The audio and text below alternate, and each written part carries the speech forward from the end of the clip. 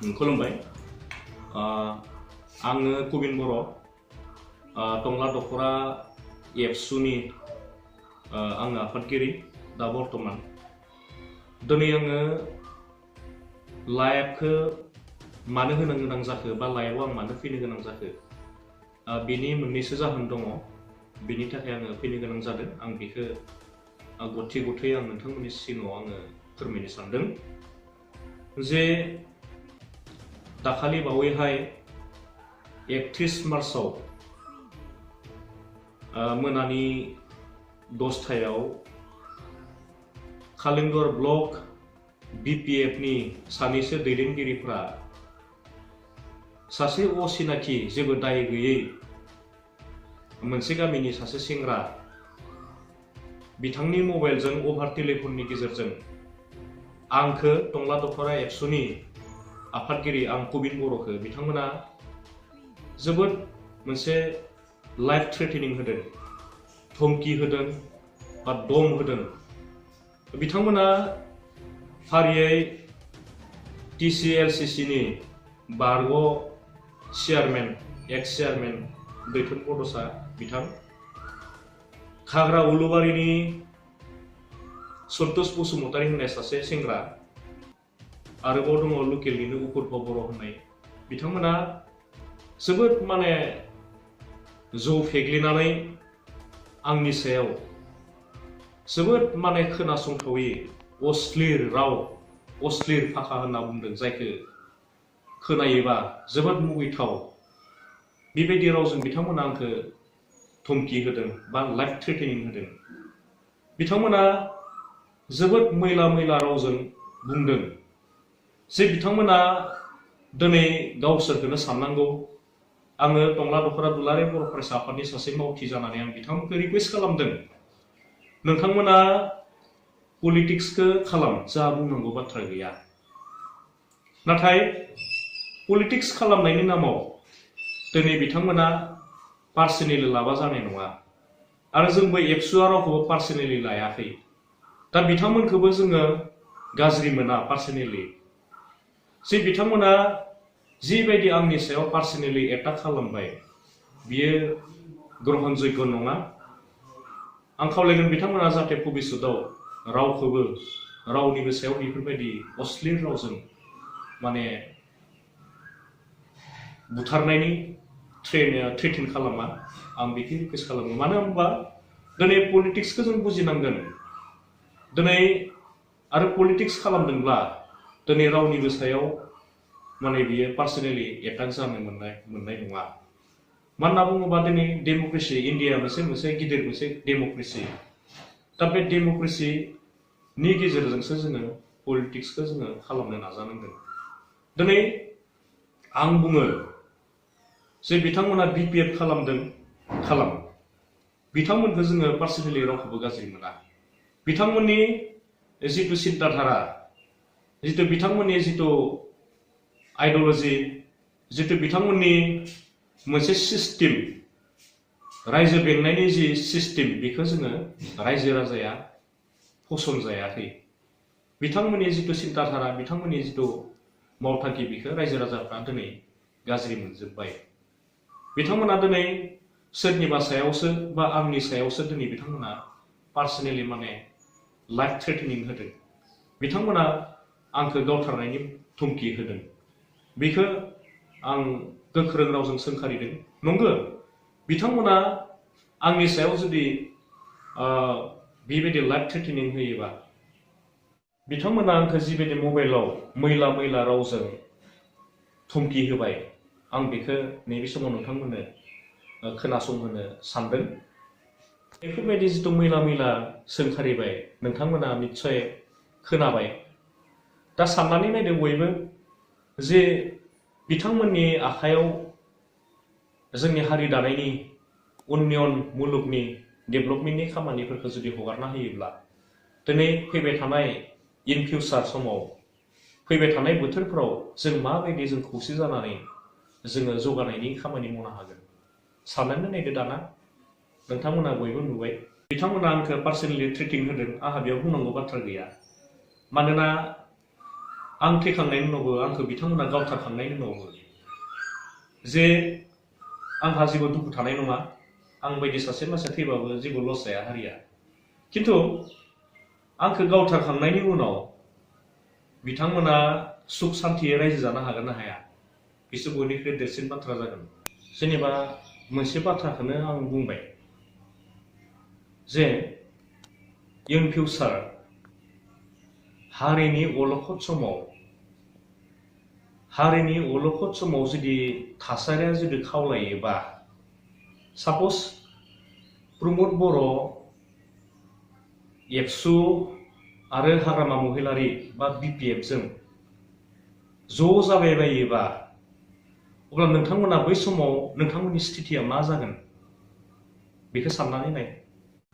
बिथांमोना ओरैबायदि माने अश्लील भाषा, जायखौ जोंनि ओनसोलनि कालिंदुवारनि रायजो राजाफ्रा जाय बिथांमोननि सायाव जौगानायनि खामानि, जाथि दानायनि खामानि, गासै बिथिंनि खामानिफोरखौ बिथांमोननि सायाव भरोसा खालामो। खारन बिथांमोना सासे नेता, बिथांमोना पलिटिक्स हान्जायाव दङ, बिथांमोना 70 बोसोर BPF सासन खालामबाय, सरकार सालायबाय। खिन्थु जे बिथांमोना जिबायदि मैला रावजों सोंखारिदों, धमकी होदों, बेफोर बाथ्राखौ सानोबा, रायजो राजाया बेफोर बाथ्राखौ मिथियोब्ला दिनै ग्रहण जैग जानाय नङा। खारन बिथांमोन बायदि नेताफोरनि खुगायाव बेफोरबायदि मैला रावा दिनैनि तारिखाव ओंखारनो नाङामोन। दिनै बिथांमोननि खुगायाव बेफोरबायदि मैला रावा ओंखारनो नाङामोन। बेयो जोंनि थाखाय जोबोद दुर्भाग्य बाथ्रा। जोंनि कालिंदुवार समस्तियाव रायजो जानाय साफ्रोमबो हारि माहारिनि सुबुंफोरनि थाखाय जोबोद लासिं माने बाथ्रा जाबाय। दा आं बेखौसो बुंनो नागिरदों। दा बिथांमोना बै धमकिनि गेजेरजों मोनसे बाथ्रा बुंदों। प्रमद बर' बिथाङा एबसुनि प्रेसिडेन्ट थानाय समाव बिथाङा बड'लेण्ड रायजो दाबिनायखौ सारेन्डार खालामनानै फैबाय होननानै बुंदों। नाथाय आं सोङो, नैबे लाइफनि गेजेरजों आं सोङो बिथांमोनखौ जे नोंथांमोना माबायदि बुंनो हागौ जे दिनै बिटिआर सुक्ति जाखांनायनि उनावबो जे बड'लेण्ड सोमावसारनायखौ सारेन्डार खालामबाय होननानै। नोंथांमोना साननानै नाय, नोंथांमोना एग्रिमेन्ट पेपारखौ फरायनानै नाय, मा दं मा गैया नोंथांमोना निस्सय मिथियो। नाथाय नोंथांमोना पलिटिक्सनि स्वार्थआवसो बेफोरबायदि बाथ्राखौ बुंदों होननानै आं सानदों। जेरै नोंथांमोना जुदि बुजि मोनाखैबा नोंथांमोननि बाथ्रा जागोन, बे नोंथांमोननिसो बाथ्रा। खिन्थु दिनैनि तारिखावसो नोंथांमोना बड'लेण्ड नांगौ होननानै बुंफ्लाबाय। बियो जोंनि रायजो राजाफोरनि थाखाय मोनसे गिदिर मोनसे सोंलु जानानै फैदों। थांनाय गोलाव समाव नोंथांमोना मोनथाम टार्म्स BTCखौ सालायबाय। नोंथांमोना पावाराव थानानै 70 बोसोर सासन खालामबाय थानाय समाव जे नोंथांमोना पावाराव थानानै, गादियाव थानानै जे बर' हारि दानायनि थाखाय इसेबो माने बाथ्रा बुङासै। जोंनि रायजो राजाफ्रा एबसुनि खावलायनायाव, NDPनि खावलायनायाव आरो गुबुन सोमावसारग्रा हान्जाफोरनि खावलायनायाव रायजो राजाफोरा ओरैबायदि सान्दुं अखा खामजानानै उखैनाय देहाखौ लानानै आन्दोलनाव बारसोमबाय। नोंथांमोना बै समावबो रायजो राजानि दुखु खस्थ'खौ नुनानैबो नुयै बायदि खालामनानै नोंथांमोना थाबाय। बर' रायजो राजानि थाखाय फंसेबो राव बुङासै। जे बर' हारिनोदि बड'लेण्ड नांगौ बिनि सायाव इसेबो नोंथांमोना सोरखारनि खाथियाव दाबि खालामासै। दिनैसो नोंथांमोना राजखान्थिनि स्वार्थआव माने गादिनि स्वार्थआवदि बड'लेण्ड दाबि नांगौ होननानै नोंथांमोना दिनैसो बुंदों। बियो जोबोद माने मोनसे गिदिर मोनसे सोंथि जानानै फैदों बयबो रायजो राजाफोरनि गोसोआव। दिनै नोंथांमोनाथ' मोनथाम टार्म्स पलिटिकल पार्टियाव बा पावाराव थानानै नोंथांमोना सामलायबाय। दिनै कालिंदुवार समस्तियाव जोङो नुबाय, रायजो राजाफ्रा नुबाय जे माबे मोनसे खामानिखौ नोंथांमोना मोजाङै मावखो साननानै नाय।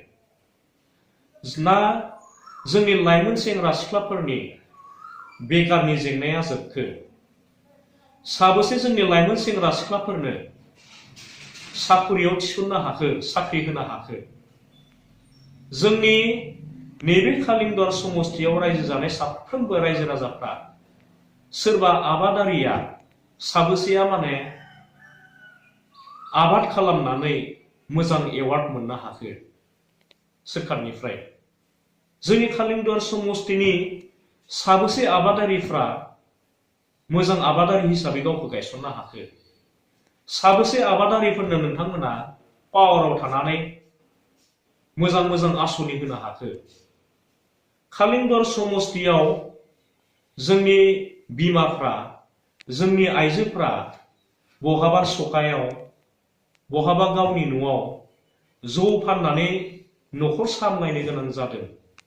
जोंथ' लुगैया जौ फाननानै न'खर सामलायनायखौ, नाथाय नोंथांमोननि सासनाव दिनै जोंनि बिमा माहारिया जौ फाननानै न'खर सोलिनो गोनां जादों।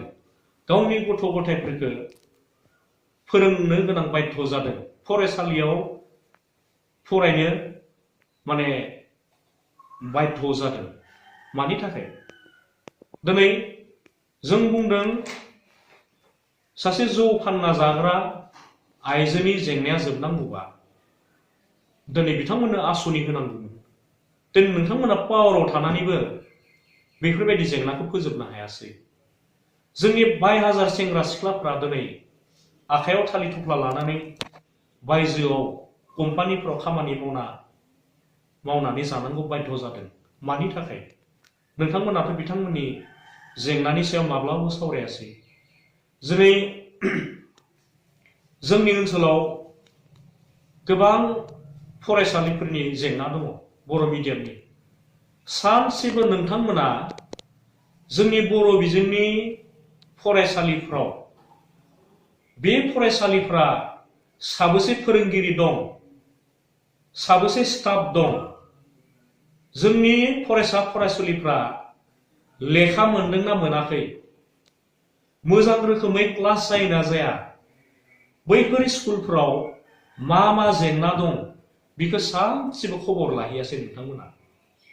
दिनै नायबावदो दाना जोंनि कालिंदुवारनि गामि गफाफ्राव बेरायनानै नाय। दिनै दंफां औवानि दालाङा बिदिनो थाबाय। 17 बोसोराव जेबो सोलायनाय नुवासै। जोंनि लामा गफाफ्रा दिनै दैज्लां बोथोर फैयोब्ला दिनै जोङो गारि मटर लानानै थांनो हाया। गामिफ्राव एम्बुलेन्स गंसे मोजां बारनो हाया। बेबायदि अबस्था। गोबां माने जेंना दं। आबादारिफोरनि आबाद मावनो थाखाय जितु बान्दोनि बेबस्था, माखासे ओनसोलाव गोबां माने जोंनि आबादारिफ्रा बोथोर फैब्ला खस्थ' खालामनानै गावनि खर'आव हा बाननानै बान्दो होथेनानै सोलिनो गोनां जायो। आबाद थिलियाव ओंखारनो गोनां जायो जोबोद खस्थ' खालामनानै। दिनै मोनसेबो बान्दोखौ दिनै नोंथांमोना फाखा खालामनानै होआसै, सुइस गेट बानायनानै होआसै, आरो गोबां दङ बुंनानै फोजोबनो हाया। दिनैनि तारिखाव जोंनि कालिंदुवार ओनसोलाव रायजो जानाय साफ्रोमबो रायजो राजाफ्रा डिप्राइभ जाबाय। दिनै नोंथांमोननि जितु राजत्व, जितु सासन खालामनाय, बेखौ जोंनि रायजो राजाफ्रा सहायनो हाला। दिनै नोंथांमोना गामि गामि थांनानै मिटिं खालामो इलेक्सन फैयोबा। दिनै नोंथांमोननि लेक्साराव, नोंथांमोननि खुगायाव खुनु जौगानायनि, खुनु माने हारि दानायनि, जाथि दानायनि खुनु मोनसे बाथ्रा फैया। बरंसो नोंथांमोना बुंबावो जाय माने BPF नो भट होआ, आरोबाव नोंथांमोना सेवग्लिजोबगोन, 5 बोसोर सेवना थागोन होननानै नोंथांमोना धुमखि होयो। बेफोरथ' दिनैनि तारिखाव सासे गोरों मानसिनि, सासे नेतानिथ' राव जानो नाङा बियो। नोंथांमोनाथ' बोजबना लानानैसो बयनिबो गांनाय उखैनायनि सायावसो खामानि मावनांगौमोन। थांनाय 17 बोसोराव मोनथाम टार्म्सआव नायबाय जोंनि रायजो राजाफ्रा दिनै नोंथांमोना ओरैबायदि डिप्राइभ खालामबाय जे नोंथांमोननो जायफोर भट होयो बिथांमोनखौनो नोंथांमोना मोजाङै माने ट्रिटमेन्ट होनो हाया, मोजाङै नायनो हाया, जौगानायनि खामानि मावना होनो हायाखै, बिथांमोननि न'खरखौ नोंथांमोना दाफुंना होनो हायाखै। आरो बिनि अनगायैबो जिथु नोंथांमोननो जाय रायजो राजाफ्रा भट होआ नोंथांमोनखौ गाज्रि मोनो बिथांमोनखौथ' नोंथांमोना बहुत गोजानाव बेसेबांबा गोजानाव नोंथांमोना जोगारनानै दोनबाय। दिनै बिथांमोनाबोथ' जिथु मोनसे न'खर दं जौगानायनि बाथ्राखौ सिन्ता खालामो। दिनै नोंथांमोननि बेफोरबायदि माखासे मा होनना बुंगोन माखासे जिथु गाग्लोबनाय, नासयनाय, सोबख'नाय, मुगैनाय बेफोरनिफ्राय उद्धार मोननो थाखाय दिनै जोंनि रायजो राजाफ्रा मोनसे बिकल्प, मोनसे गोदान लामा, मोनसे मिजिंजों मोनसे गोदान मोनसे दृष्टिभंगिनि गेजेरजों दिनै आगान सुरदों जे जोंनि खालिंदर समस्तियावबो जोंनि साफ्रोमबो रायजो राजाफ्रा बिपिएफखौ बिदाय होनानै मोनसे गोदान सोरखार लाबोनो नागिरदों। दिनै परिबर्तननि मोनसे स्ल'गानजों साफ्रोमबो रायजो राजाफ्रा गुबुन गुबुन हारि माहारिनि सुबुंफ्रानो दिनै मोनसे गुस्लायनायखौ लुबैदों, परिबर्तनखौ लुबैदों। बै लेखायैसो दिनै बिथांमोना दिनै इउपिपिएलनो भट होनो नागिरदों। दिनै आं पलिटिक्सनि बाथ्रा बुंनो फैयाखै बेहाय, आं सासे एबसुनि मावथि। जे नोंथांमोननि सायाव जोङो दुलाराय बर' फरायसा आफादा हारिखौ दानो थाखाय जिथु नोंथांमोननि आखायावनो गोबां पावार दंमोन नोंथांमोना हारि दानायनि खामानि मावनो हायासै। नोंथांमोननि सायाव जोङो भरोसा गैला। ओंखायनो जोङो हारि दाफुंनो थाखाय जौगानायनि खामानि मावनो थाखाय जोङो मोनसे इउपिपिएल हान्जाखौ जोङो सापर्ट खालामदों। बिथांमोनखौ पावाराव लाबोनो थाखाय दिनै एबसुआ मदद खालामदों। दा बेखौनो नोंथांमोना गाज्रि मोननानै दुखु मोननानै जोंनि सायाव एटाक खालामनो नागिरदों, माखासे लाइफ थ्रेटेनिं होदों।